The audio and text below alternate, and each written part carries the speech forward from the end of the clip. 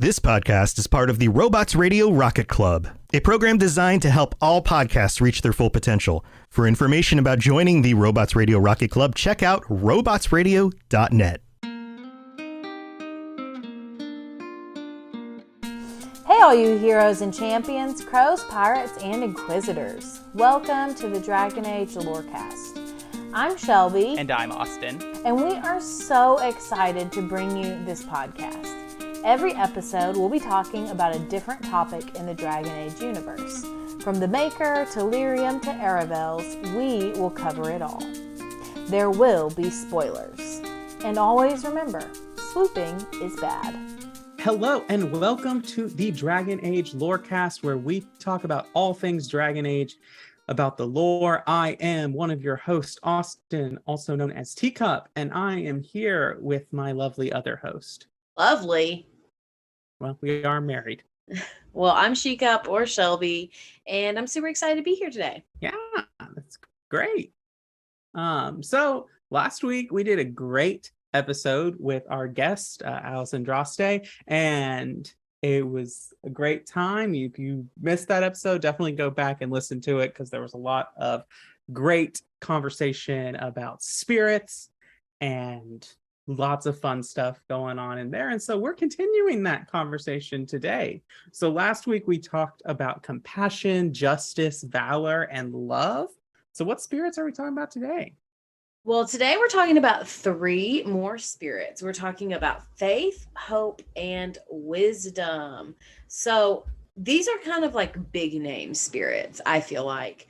So at the end, I'm going to pull in a few more that we are not going to talk about in this season, just to mention them. But yeah, I feel like these are like the big ones. You know what I mean? Yeah, definitely. These are the ones that we definitely, as you probably said, are mentioned the most to us. I mean, obviously we have direct interactions with compassion and justice in a big way through companions, but I feel like these are the ones I think that have the most in there. Yeah, and I also think we see and interact with spirits of faith and hope, and wisdom. I think all 3 in the games as well. So that's pretty significant. Maybe not as companions necessarily like Justice is, but we still interact with them like as NPCs. So that's really significant. Well, you could argue we have a spirit of faith for companion too. As Wynn, you mean? Yeah. Yeah, we'll get into it. So let's just jump in. And we'll talk about faith first, since you mentioned it. So spirits of faith are very powerful, typically very benevolent spirits. To start us off talking about the spirit of faith, I brought a fun little quote from the World of Thedas Encyclopedia, Volume 1. You can find this on page 168. This is what it says.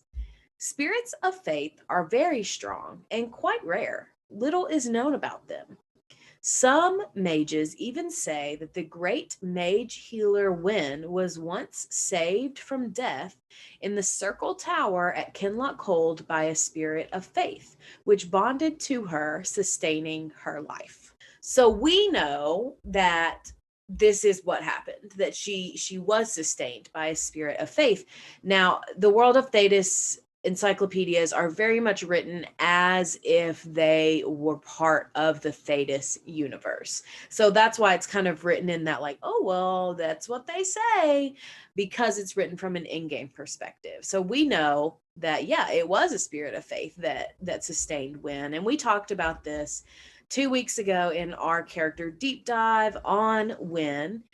Maybe it was a little bit more than 2 weeks ago, but whatever. So we do know that she was possessed by a spirit of faith that kept her alive for 9 years, and that she then eventually transferred this same spirit over to Evangeline, who is Wynn's son's lover, in order to keep Evangeline alive. So this means that Wynn dies in the book that this all happens in, but it also means that this spirit of faith is potentially still alive and still around in Thedas. It's interesting, especially then, like, okay, the spirit first comes to a mage and now is in a Templar.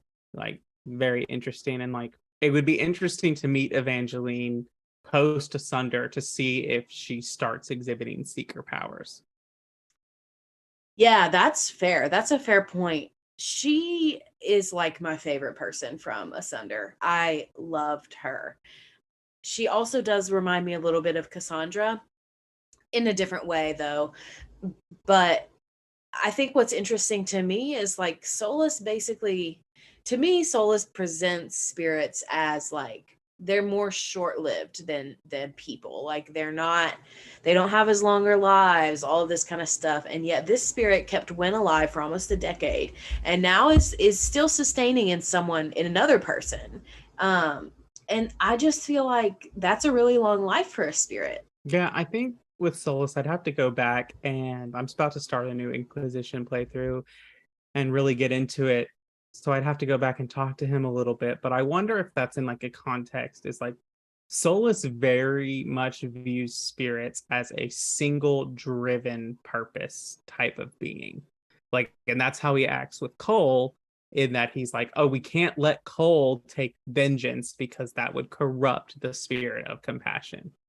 And it's very single-minded in the view of spirits in that way. And so perhaps spirits seem short-lived to Solus because they fade and disappear when their purpose is no longer needed. Yeah, I see that. I definitely see that. So are we ready to get back to Spirit of Faith? Yeah. So unlike other spirits that we've met in the Origins kind of timeline, especially specifically when we see Justice possessing Anders and Kristoff, the Spirit of Faith never communicates intelligibly with Wynn the way that Justice does. So that already is something notable that's different from this for this one. And then I'll also add, this is something that has been said multiple times by BioWare writers and even in the games. Like there's a Solus quote that floats around, but spirits of faith tend to be corrupted into demons of pride. And I will say, I know a lot of people in life who have a lot of faith in God, who are really religious and are very prideful in their beliefs, and who very much exhibit that kind of flow from overtly faithful to being so faithful that you're prideful in what you believe. So I think this is realistic. Yeah, definitely. And we even have a kind of similar conversation with Cassandra about this when she herself doubts whether or not forming the Inquisition was the right path or not. And she basically says, like, was I so arrogant? Was I so prideful to think that I was going to be the one with these answers? Yeah. And I mean, I think personally, like in my opinion, to have that ability to reflect and to be pensive almost in questioning your own motivations shows that you're not prideful. It shows that you've not yet reached that conclusion, whereas a person who really is prideful in this would not even question it. That's just my personal opinion, and we're getting a little off topic. So let's go and talk about the Seekers, since you brought up Cass. So in 941 Dragon, after investigating the disappearance of the Seekers of Truth, Cassandra Pentagast obtains the Book of Secrets from Lord Seeker Lucius Corrin and learns that all Seekers, including herself, are secretly made tranquil during the final stages of their training as Seekers. A spirit of faith is then lured toward their minds to restore their capacity for emotion and, as a side effect, to grant them their unique abilities. Additionally, the Rite of Tranquility that the Seekers use to create Seekers predates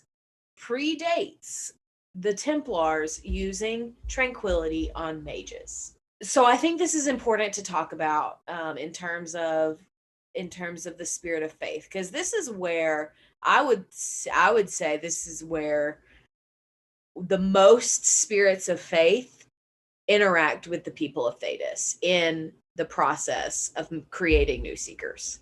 Yeah, I definitely think that. And it's curious to me because, so when we talked about magic, we talked about blood magic and how blood magic is a type of magic that basically uses blood or a sacrifice in place of lyrium to be able to cast the spells.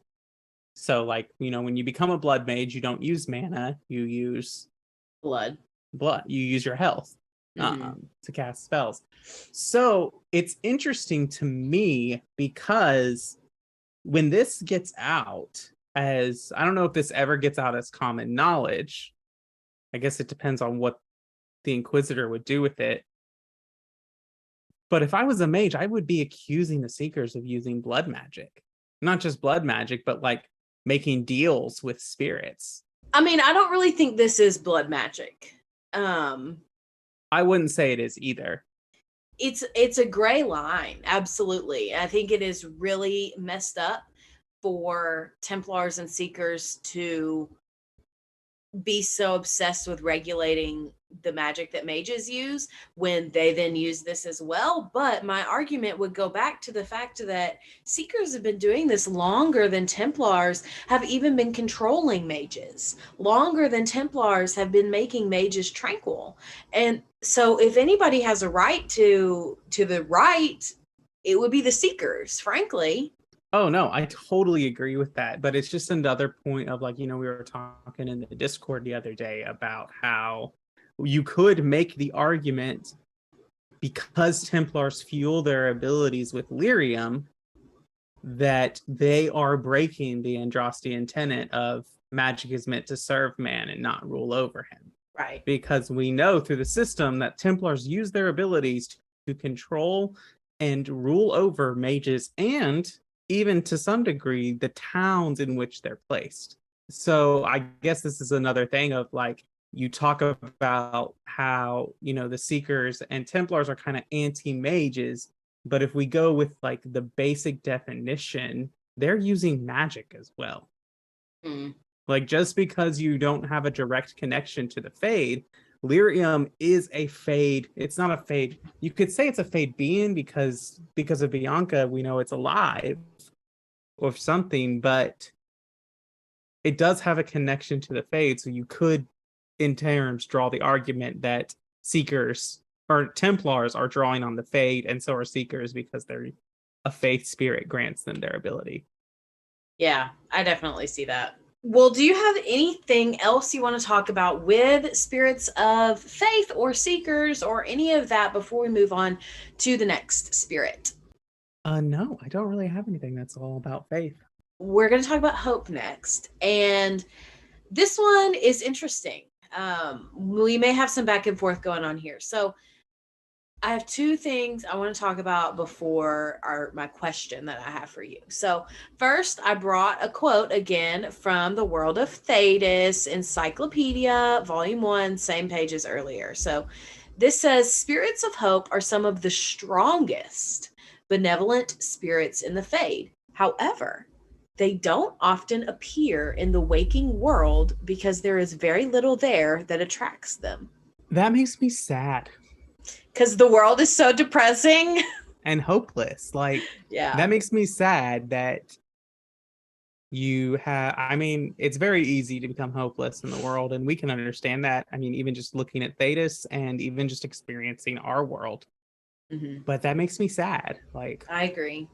So, okay, this is a little bit of a headcanon, but I think it's important to bring up. Officially, Cole is a spirit of compassion. But during the Here Lies the Abyss questline, we learn that Cole's biggest fear is despair. Knowing that despair demons come from spirits of hope, is it possible that Cole is actually a spirit of hope instead of a spirit of compassion? This is really getting into like splitting hairs for me, because when we really think about it, when we get down to the nitty-gritty, hope and compassion are so interlocked between each other that it's hard. I think it's hard to separate the two. Like, you need to have compassion to be able to give someone hope. Like, I would say that in a lot of ways, sometimes to be compassionate, you need to have hope, like hope that when you're being compassionate to someone who is frustrating you or doing something that you think is hurtful, you need to have a sense of hope that they can be better, to instill compassion in them. Now, that's not a like 100 hard fast rule, but they're very interlinked to each other. And I think I interpret Cole's greatest fear as this: he takes on so much of other people's trouble and compassion and their struggles and their despair, that he is so afraid of that despair overwhelming him. I mean, can you imagine walking around and being able to sense and anticipate the hurt of everyone around you? No, I don't even want to imagine it, because like you said, like when we were talking about spirits of hope don't come to the world because it's so hopeless, there's a reason that it's hopeless, because people have experienced so much grief and hurt and trauma and loss in their lives. And even in our world, people have experienced so much grief and trauma and loss in their lives. And even like little things that we think, oh, you'll be over that, like the loss of a pet, or losing a job. Like, some of these things may not seem like world shattering, devastating events, but they are still events that cause loss and grief in your life. And to be able to feel all of that would be massively overwhelming. I think if I was Cole, I would have to just go live like a hermit in the woods somewhere. I don't think I'd be able to handle it. Yeah. I mean, it would be a lot to take compare. So I think that I always interpret it through the lens that to be a spirit of compassion is to engage in so much despair. So Cole fears it because he fears it overwhelming him. I definitely get that. I just thought it was an interesting and important question to lift up. So officially, speaking of Here Lies the Abyss, when we see quote unquote divine Justinia the Fifth, she is actually a spirit. It's not actually divine Justinia. It is a spirit of hope, supposedly. So do we think it's possible that this spirit is some other kind of spirit, or do you think that this spirit is a spirit of hope? I just thought we could kind of discuss all of that. I think it's two. I think there's only two options. And I think that it has to be a spirit of hope or a spirit of faith, solely because of how powerful the spirit is. And like when we talk about Justinia, because there is a connection between the spirit and Justinia, like there's a reason that spirit takes her form. But when we think about Justinia, I think the things that she embodies the most are probably hope and faith. Has hope and faith that there can be a peaceful solution to this Mage and Templar conflict. And we can talk about how she doesn't react fast enough. We can talk about how she doesn't make changes fast enough. But she truly believes and has faith and hope in the system that she's in, that it can work. And to have that as a leader of a religious organization like that is no small task. And so there is a lot of hope and faith in there. And so I think the spirit has to be one of those.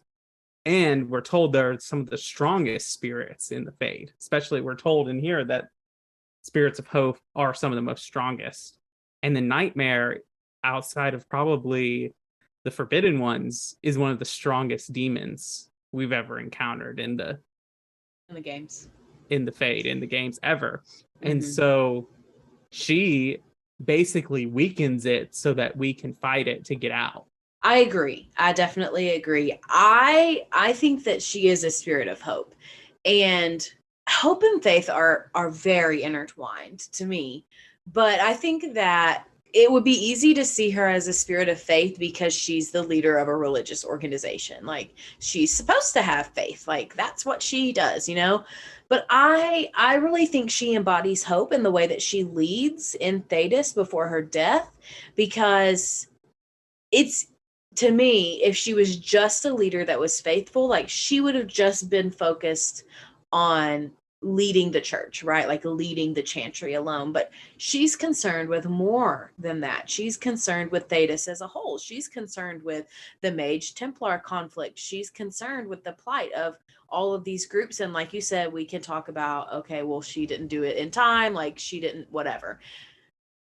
But sometimes these things take time. And we know from Liliana's work with her that she was concerned about all of these situations of oppression long before, we really knew about them as players of the game. So I think based on her actions to help other people and kind of create a better world for Thedas, I think that she's a spirit of hope in Inquisition. Yeah, I think about that as well. But I also think we can use what she says to tell to Liliana, which is that I failed you too. Like, so much of Liliana's quest after Here Lies the Abyss is about whether or not she can rekindle the hope she once had or throw it aside, whether you harden or soften her. I just realized this when I was thinking about it. We view hardening Liliana as a bad thing, but hardening Alistair as a good thing. Yeah, I don't know.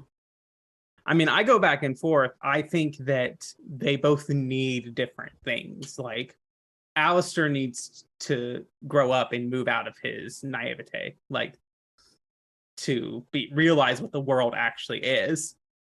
And I feel like in Inquisition, Liliana needs to be reminded that the world doesn't have to be as it is. Yeah. Well, do you have anything else you want to add about Spirits of Hope before we move to our mid-break? Not a lot. Just I hope that BioWare expands upon this lore a little more as we explore whether or not it's in the game, if it's in Codex, if it's in other media. I just want to know more. Me too. I agree. Enchantment? Enchantment! You need me. Ugh. I am yours as always. All right, well, welcome to the middle of the show where we talk about everything that has to do with the podcast, but not the lore of Dragon Age. And so it's this time that I want to thank our patrons. We greatly appreciate all our patrons who support us. We couldn't do this without you, and we greatly appreciate your support and for making it possible for us to talk about Dragon Age and hang out with all of you and have a bunch of friends to nerd out with. And so with that, I'm going to read the names of our first patrons who get the honor of being read every show, and that is Lisa M, Genesis, Derek B, and Zuba. Yeah, thank you so much. And you too can join us on Patreon by following the link in the episode description. There are various tiers on there. If you sign up for our first Enchanter tier, which I believe is $20 a month, you can join us on our patron episode each month, where we talk about various topics. If you are a patron, regardless of tiers, you can vote on that topic in the Patreon. So if you want to decide what the patrons talk about, become a patron and support us that way. Yeah, and so next we do have a hero, a hero to share with us. So Shelby's going to read us our hero that we have to share. Okay, so this is from Capricorn Tower, aka Nicholas B, who is in our Discord and is one of our patrons. So this is his canon hero of Ferelden. Riley Cousland was raised to believe that his brother Fergus would inherit his family's land and title. For Riley, that left him with joining the Chantry, becoming a knight, and overseeing his family's soldiers, or marrying for political advantage. He had dreams, though, of sailing the seas as a privateer. Riley trained under his father's knights to become a peerless duelist, learned archery from his mom, and even learned lockpicking and sleight of hand from the roguish types that anchored at port in Highever. Of course, when Arl Rendon Howe seized his family's estate and killed his parents, Riley's path was narrowed down to one: become a Grey Warden under Duncan's tutelage and survive to see justice done. But when Taron Logain betrayed King Kaelin and the Wardens at Ostagar, Riley was left with fellow ensign Alistair to rally a defense against the Blight and seek out revenge on his own. Riley then recruited all available party members, becoming particularly close to Sten, Shale, and Wynn by restoring Sten's honor, helping Shale discover her lost past, and helping Wynn let go of regret. He was also a bit of a player, carrying on a casual physical relationship with both Zevran and Morrigan at one point, but eventually he caught feelings for Morrigan and committed to her, going so far as to kill Flemeth to make sure Morrigan could evade possession from her abusive mother. On his journey, Riley found Connor to be an innocent victim of his mother's poor decisions, and so agreed to have Isolde sacrifice herself in a blood ritual to save Connor from demonic possession. At the Circle Tower, he aided Wynn, but after confronting Uldred, feared the remaining mages may be corrupted, and therefore turned them over to the Templars for further investigation at Aonar. In the Brazilian forest, he confronted Zathrian regarding his hypocrisy, ending the werewolf curse and brokering peace. And then in Orzammar, he sided with Lord Harrowmont, believing Balin to be too similar to Howe and Loghain. To this end, he destroyed the Anvil of the Void and earned Caridin's favor. Finally, Riley saved Arl Eamon using a pinch of Andraste's sacred ashes. At the Landsmeet in Denerim, he worked with Honora and the rest of the gathered nobles to end Loghain's tyranny. As a part of the deal, he agreed to become Honora's prince consort and commander of her armies against the Blight. Alistair was allowed to execute Loghain, and on the eve of the final battle, Riley and Morrigan knew that life was pulling them apart, and so he agreed to her request, performing the dark ritual to save his life. When he slew the archdemon, indeed, he emerged on the other side miraculously. Yeah, thank you so much for your hero. Yeah, it was great to hear about Riley and all the things that he accomplished. Thank you so much. You too can share your heroes, hawks, and heralds with us via the Discord, via Twitter. You can email them to us. Do whatever you need to do. Another great way to support us is to leave us a rating or review on Apple or Spotify. If you leave us a review with words, we will read it out on a future episode of the show, a 5-star review. There are no reviews that we have to read today, but if you want to do that and support us, it's great. I also want to tell you about our Discord server, the Cups Podcasting and More Discord server, where you can come and hang out with us and share your pups with us. We love pictures of dogs on the Discord server, but you can also talk about all our podcasts, the Assassin's Creed Lorecast, the Dragon Age Lorecast, the Holocron Histories podcast, and our new podcast coming up, the Inheritance Cycle Page by Page. You can find all our podcasting information there. You can also hang out with us on the Robots Radio Discord, where you can find even more video game podcasts in the Robots Radio Network. And it's just a great place to hang out. Both Discord links are in the episode description. And so our last thing today is we have a couple of Ask Me Anythings of AMAs that our patrons at Tier 2 can submit to us, and we will answer on the show. So let's go ahead and answer those. So the first one is, if you could pick 3 non-companion characters from the first 3 Dragon Age games to be companions in the Dragon Age Dreadwolf, who would you choose? You can go first. I just realized that it was non-companion characters, so that makes me rethink my answer a little bit.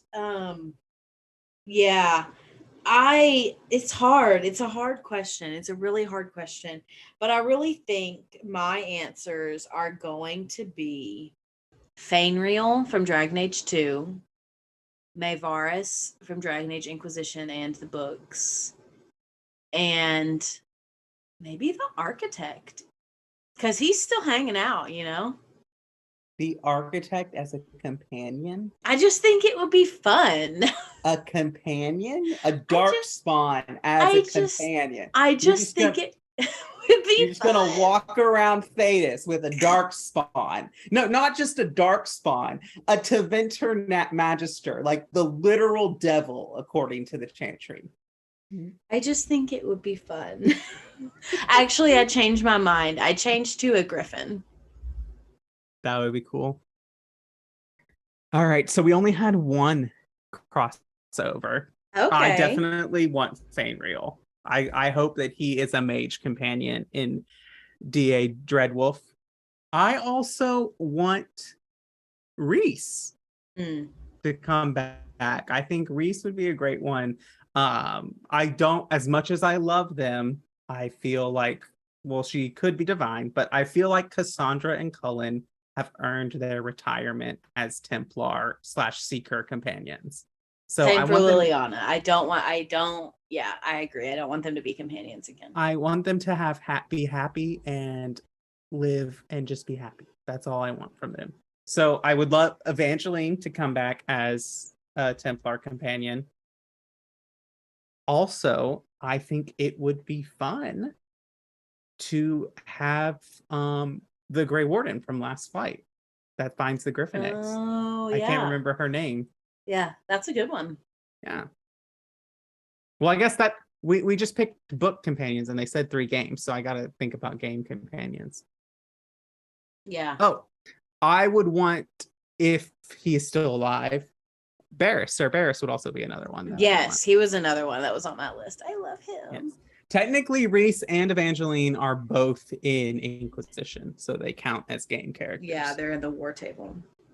All right. If you could replay for the first time one of the Dragon Age games, or no, if you could replay for the first time, which side quest would you want to play again for the first time? That's tough because most of my favorite quests are actually main quests, which is weird because normally in a video game, like, yes, side quests are the best. Mm-hmm. Main quest. But honestly, if I could play for the first time ever, Mm-hmm. I think I would go with the taking of the Emprise. I think that's one, doing the Emerald Graves, or not the Emerald Graves, the Exalted Plains, taking them is a pain in the butt. Having to do all the fire pits with the zombies and all of that stuff. But like the way you're like working through the Emprise, it like feels like you're working in like a military campaign to retake land because you're moving from camp to camp and each area presents a different challenges until you get to the keep and you have to take down the keep. And I just feel once I finally got to the keep and you fight M. Shale and you do all of this stuff, like it's a huge accomplishment. Like I was like, yeah, like go Inquisition. Well, you kind of stole my answer. So I guess the other one that I thought about when I first read this is super random, and I didn't even do this quest on my first playthrough, but when you go to the Hissing Wastes, which usually I only go to the Hissing Wastes to get companion dialogue to spawn, but anyway,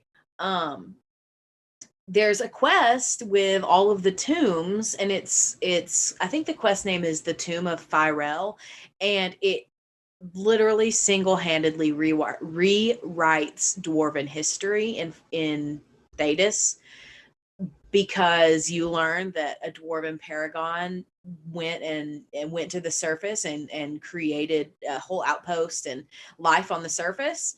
And it's really interesting and super lore heavy. And I just was, shocked by, wow, this is totally different to all of dwarven lore. So that's one that I thought of. Yeah, that's definitely a good one. All right. Well, I think that's all for the mid-break. Those are all for the Ask Me Anythings. Again, if you are a patron tier 2 or higher, you can go on the Discord and submit these to us. Once a month. Once a month. You can submit one a month. And that's all we got. So let's get back to it.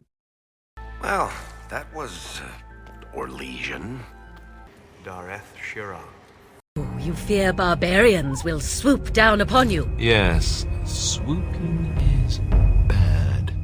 So we've got one more type of spirit to talk about, and this one's an interesting one because it's super tied to Solus, and this is the spirit of wisdom. So in Solus's side quest, All New Faded for Her, Solus asks the Inquisitor to help in rescuing one of his friends, and this friend turns out to be a spirit of wisdom.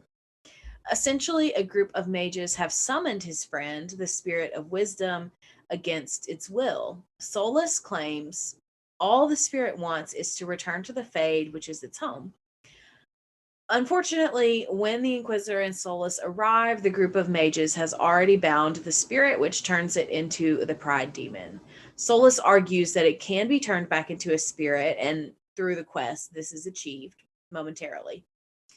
Shortly after being turned back into a spirit, the Spirit of Wisdom dies. At the end of the quest, Solus can either kill the mages who've done this, or like you can encourage him to stop. But either way, he's extremely distraught. The spirit dies, and it's kind of sad. But I lift this up because this quest is unique in multiple ways. Number one, I think this is the first time we've seen a spirit turned into a demon and then turned back into a spirit. We see spirits being turned into demons all the time, but being turned back into a spirit, that's the first time we've seen that. And second, it's a confirmation, like a hard confirmation that spirits of wisdom turn into demons of pride. What are your thoughts about wisdom spirits? Well, I think it's really interesting for this quest that we see this, because we often talk about a related topic, but not quite, but like, can an abomination become the mage again? And you can ask Wynn this in DAO, and she's basically like, technically it is possible. And we get this with Connor, who's not quite fully an abomination, but is on his way to becoming one. And you kill the spirit in the Fade, and you release the body of the mage. But Wynn says that rarely has she seen like a full abomination that work and bring the mage back to who they are.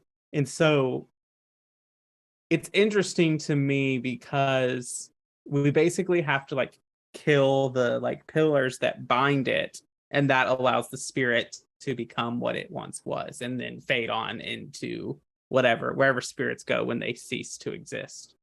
But it's interesting to me that what wisdom corrupts into isn't based on what the people who bound them are experiencing, because I wouldn't even say that the mages, their main emotion, their experience is not pride, it's fear. They're afraid of the bandits. They're afraid of everything. Like, they summon this spirit in a last ditch effort to like give power to them to be able to protect themselves, and it forces violence and corrupts it. I agree with that, but they're also arrogant and prideful enough to bind a spirit and then lie about it to the Inquisition. And basically fade-splain to Solus. Yeah, exactly. Which is, I think, super prideful. And granted, no, they don't know who Solus is, but they do know that you're with the Inquisition. Yeah, they do.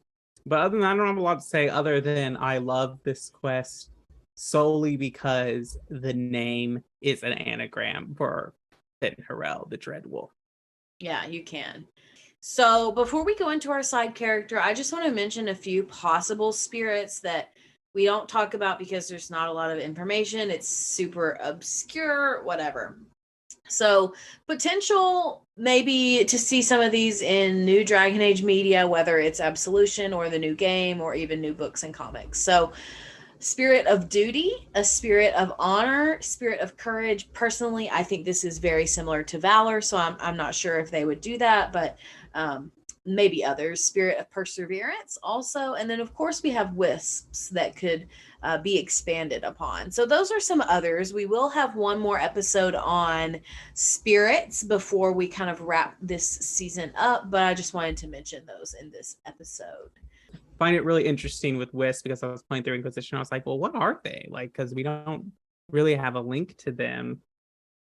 But I think it's really interesting that depending on what kind of demon the wisps are around, they change their damage type and color. So like if the wisps come around a despair demon, they turn blue and start doing cold damage. If they're in a rage demon, they start turning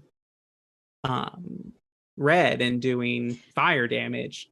I haven't seen them turn like purple around a pride demon. So my question is, what happens if they're around multiple types of demons? I think it's what's ever closest.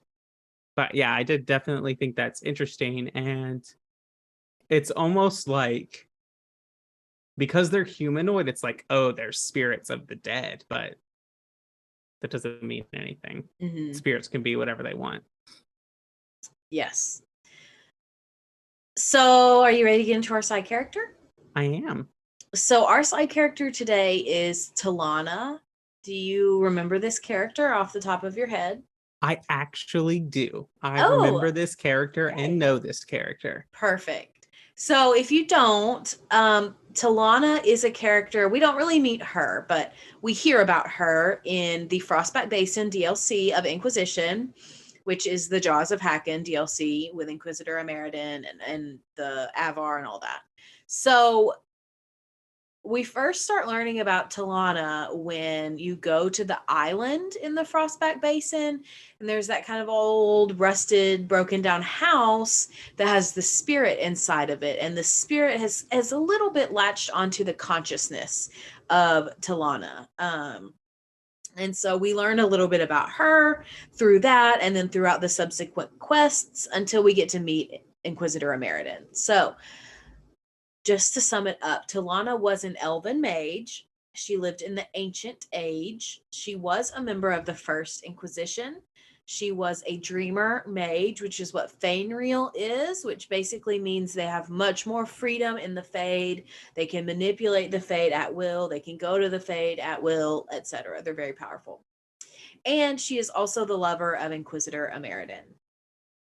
So we learn in the search to find more about Inquisitor Ameridan. We find out more about several of his companions, including Talana, and there are 3 of them. So their names are Heron, Orina, and Talana. So Heron is a male Templar knight.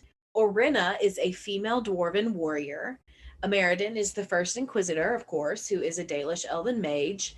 And Talana is Ameridan's lover, an elven mage and dreamer. I remember all of them. Good job. Good job. So Talana works alongside Ameridan in the Frostback Basin as they attempted to take down Hakken and the Hakkenites. I brought a quote from a codex, and this is kind of long, but it's all interesting. And it's from pages near an old Campfire codex. It says, Heron and Orina drew the Avar away, but when Talana and I breached the Teventer Frost Ward and entered the forest, we found, to our chagrin, that this is their main base. Their mastery of ice magic allowed them to slip through the ward without melting it. Instead of luring the dragon into a trap of our own making, we have had a brutal fight in the home of our foes. The dragon's power is none I have ever seen. Possessed by this Avar god spirit, it rivals the legendary archdemon Dumat in its fury. I pray the legends of another archdemon leading the Blight and the Anderfels are just foolish stories. But if they are true, then I understand why Emperor Draken asked me to come here. Draken's new Orlais cannot face 2 god dragons at once. Talana was injured in the last battle. She says she can still fight, but she's limping badly, even after our healing magics. Once we are warm again, I will send her back to the surface. The spell that will seal away the dragon offers little chance for escape, and in her current state, she cannot hope to outrun the magic. With luck, she will reach Orina and Heron, and they can get back to civilization and bring reinforcements. I can feel my fingers again. It's time to go. So this is pretty much the last codex we get from Inquisitor Ameridan, and it's from his journal. And so, based on the codex entry, you can see that Ameridan thought it best to send Talana back as she had been injured, and as he planned for his final spell to be a very powerful one that would seal Hakken inside the fortress forever. He waited as long as he could for Talana, but Ameridan then bound himself to Hakken for eternity, or at least until the second Inquisitor comes along. Do you have thoughts about the Codex entry? Other than it's interesting that, like, again, we get this god dragon, and to Ameridan, it's like, oh, well, we can't have 2 god dragons. But he doesn't even think about, I didn't even think about connecting Hacken to the Blights at all. Mhm. But he's not really. And he doesn't behave like an archdemon either. No, he doesn't. And the way Avar treat their spirits is totally different from the rest of Thedas anyway. But I think this is interesting because it really illustrates to me like a lot about Ameridan's character and about who Talana is. Like, Ameridan is in this fight because Emperor Draken asked him to be, right? Like, because they were friends, they were acquaintances, and he's working for the goodness, for the survival of Thedas and the new Orlais. But we also see that he has these companions that he loves and is friends with and is so dedicated to. And he bears the sacrifice of being bound to Hacken for, all eternity in hope that his companions can get away. And I think that illustrates a lot about who he is and about who his companions are too, because like they don't want to leave. Talana is like, no, like I don't want to go. She says she can still fight. But Ameridan sends them away. And I think that does illustrate a lot about who they all are. I am reminded of in Mass Effect 3 when you're making the run to the beam and Shepard calls on Normandy to send his companions away, and you do have a special like scene if your love interest is with you, but that's what I think of, like similar characters.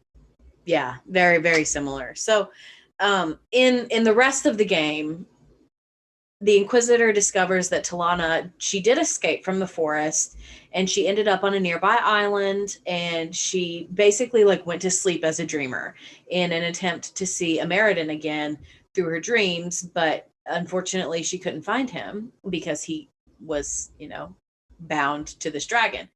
And she dies of her injuries. They're too much for her to overcome. And so in death, she obviously attracts the attention of tons of spirits and even demons, I'm sure, some of which identified with her so strongly that they preserved not just her belongings, but her memories as well. And I think we see that on this island, all of the people, even the Avar, are like, yeah, we don't go there. Like, we don't mess with that. No, I'm good. And even for a peoples who respect magic and spirits so much more than whoever else in Thedas, even they are saying, no, this is too much for me. So that's really significant, number one. But also, this is also the area where we see those 3 despair demons that you mentioned earlier in a few episodes ago. So you know that this is a place of great despair. Like, this is a hard, sad place. And I would be brokenhearted if I was Talana, Yeah, definitely. I have a lot of thoughts about her, but we need to save it to the end. Okay, I just have a couple more things.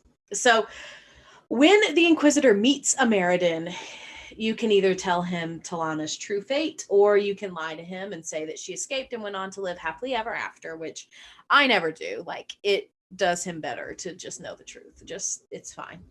And then we also know that Talana was unfortunately erased by the Chantry, as was Ameridan too. Ameridan's race as an elf was also, like I said, erased by the Chantry. And there's a codex in game that kind of mentions something about Ameridan's elf mage lover, or lady elf lover, or something like that. Or no, it's lady mage lover. And it's basically like a gossip thing where it's written by an academic in Thedas, and they're just basically like, all of these rumors that he was a mage and that Ameridan had a lady mage lover, all of those are false. We don't know any of that. And it's like, well, that was the truth. So, but that's very typical of the Chantry, I feel. Right, and that brings me into my main takeaway from Talana's story is that once again we are reminded that the Chantry and Orlais's power is built on the backs of the Dalish.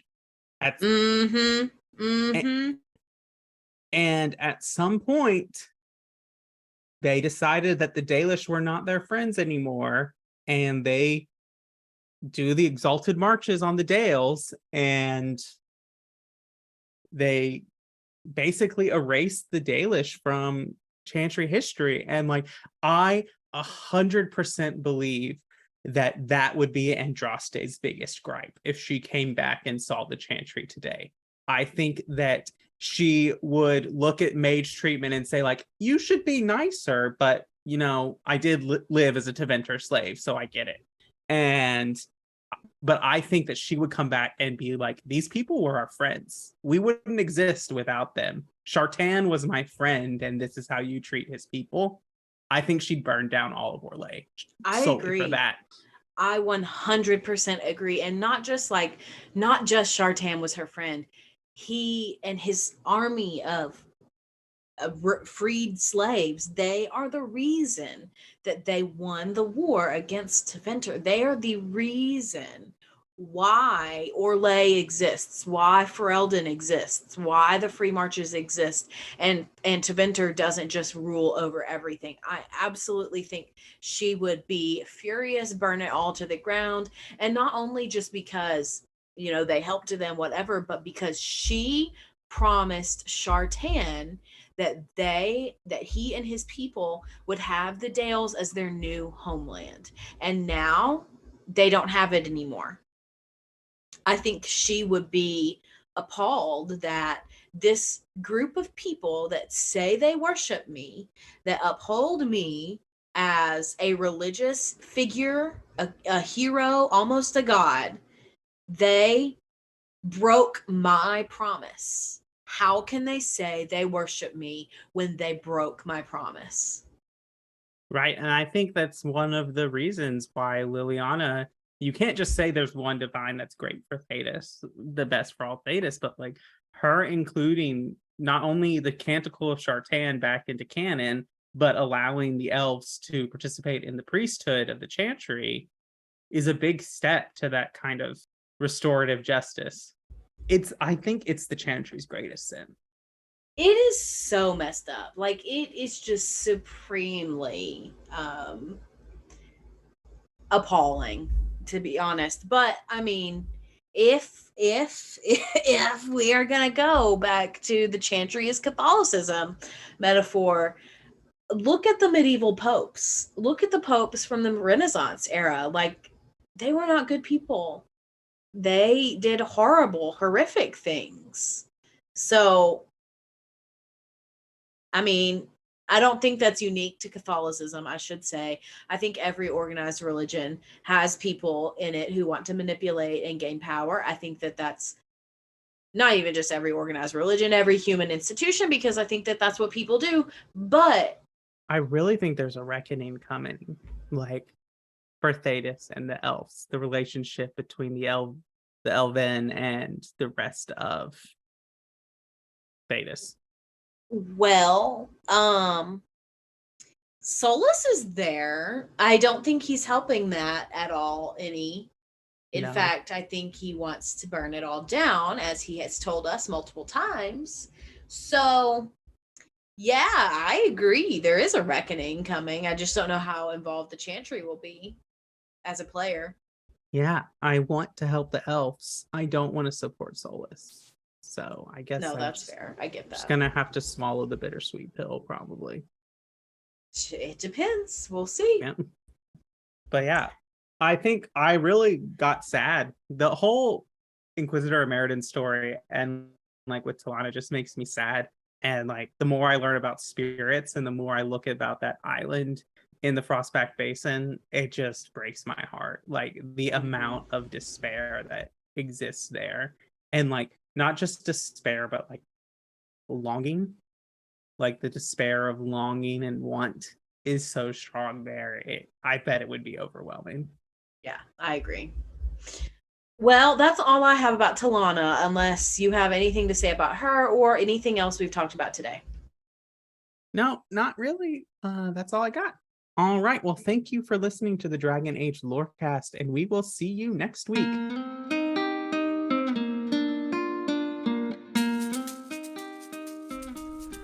Thanks for listening to the Dragon Age Lorecast. As always, you can find us on Twitter at DA Lorecast. If you have any lore questions, topics to unpack, or side character suggestions, email them to us at dalorecast@gmail.com. The Dragon Age Lorecast is a part of the Robots Radio Rocket Club. You can join the Robots Radio Network Discord by clicking the link in our episode description. If you enjoyed our show, we'd love it if you'd subscribe and give us a review. See you next time. Do you love Dragon Age? Have you always wanted to learn more about its vast world and detailed lore? Are you still attached to your hero of Ferelden, even a decade after Dragon Age Origins came out? Or maybe you're a newer fan, still discovering a new tidbit or quest every day. Well, either way, the Dragon Age Lorecast is the podcast for you. I'm Austin, also known as Teacup. And I'm Shelby, also known as She-Cup. And come and join us as we embark on a journey to explore and discover all things Dragon Age. We'll discuss all kinds of topics, from Lyrium to the Chantry and the great mysteries of the old gods, and even more that even you BioWare superfans might not know about. So come and listen on Spotify, Apple, Stitcher, or wherever you get your podcast. And always remember, Swooping